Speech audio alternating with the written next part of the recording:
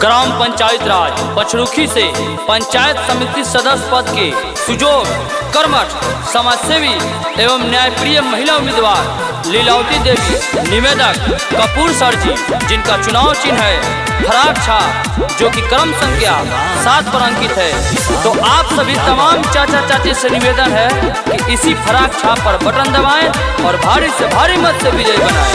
सुनाए चाचा चाची जानी तो भूलाई है, इन्हीं के अब के तो विजयी बनाई है। सुनाए चाचा चाची जानी तो भूलाई है, इन्हीं के अब के तो विजयी बनाई है। इहे करी है विकास ना भूलई हो,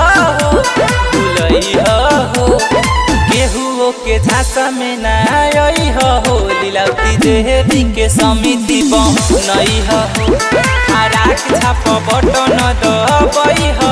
कपूर सर जी के अब जीतई हो।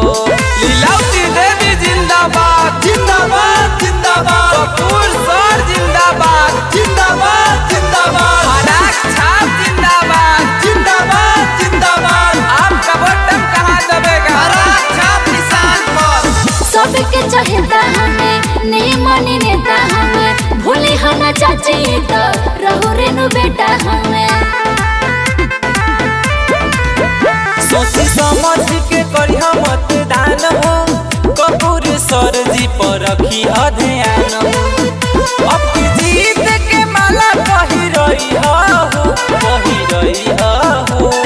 केहू के झांसा में ना आई हो। लीलावती देवी के समिति बनई हो, फराक छाप बटन दबई हो। कपूर सर जी के अब जीतई हो। लीलावती देवी मत घबराना, तेरे पीछे सारा जमाना। आपका समिति कैसा हो? लीलावती देवी जैसा हो। क्यों परे हो चक्कर में, कोई नहीं है टक्कर में। अमित रिकॉर्डिंग स्टूडियो गावे गावे गली गली चमके हो गौआ, दे दे आशीर्वाद चाची परता ने पहुआ। मिलजुली के देवे के बा भोटावा, पचरुखी पंचायत के करे लोग सपोर्टावा। अब की जीत के ताज पहिनई हो, केहू के झांसा में ना आई हो। लीलावती देवी के समिति बनई हो, फराक छाप बटन दबई हो। कपूर सर जी के अब जीतई हो। सुनाए चाचा चाची जानी तो भूलाई है, इन्हीं के अब के तो विजयी बनाई है। इहे करी है विकास ना भूलई हो,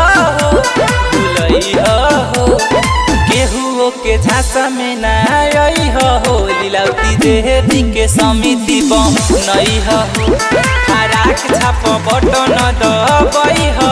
कपूर सर जी के अब जीतई हो। लीलावती देवी जिंदाबाद जिंदाबाद जिंदाबाद, कपूर सर जिंदाबाद जिंदाबाद जिंदाबाद, फराक छाप जिंदाबाद जिंदाबाद जिंदाबाद। आपका बटन कहाँ दबेगा? फराक छाप निशान पर। लीलावती देवी मत घबराना, तेरे पीछे सारा जमाना। आपका समिति कैसा हो? लीलावती देवी जैसा हो। क्यों परे हो चक्कर में, कोई नहीं है टक्कर में।